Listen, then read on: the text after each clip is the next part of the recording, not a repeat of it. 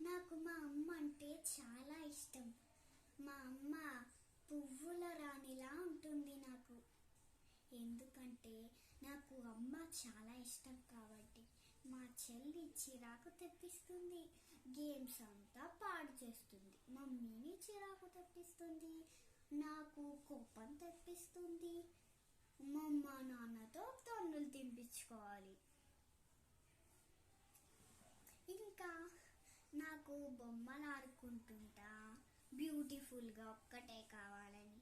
నేను గుర్రని వచ్చేసి పానపుడకంలాగా అన్నీ డిస్టర్బ్ చేసి పక్కన పడేస్తుంది. మా నేత చేసే పని ఇది.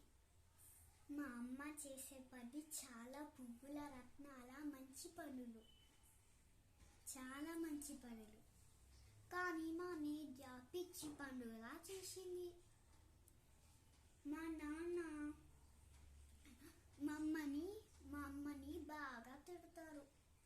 ఏదో మర్చిపోయి ఏదో తప్పు మిస్టేక్ చేస్తే ఒకటి, ఇంకా చాలా చేస్తే తెలియక డాడీకి ఏదో ఏదో ఏదో తిట్టేస్తాడు బొమ్మని. నేను అలా చూస్తా. నేను మళ్ళీ దూరితే మధ్యలోకి నన్ను తంతారండి, అలా వెళ్ళిపోతా పక్కకి. నేను ఒక మహారాణిని అవ్వాలన్న నా ఆశ. ఇంకా కానీ మహారాణి అవ్వాలన్న ఆశ పక్కన పడేశా.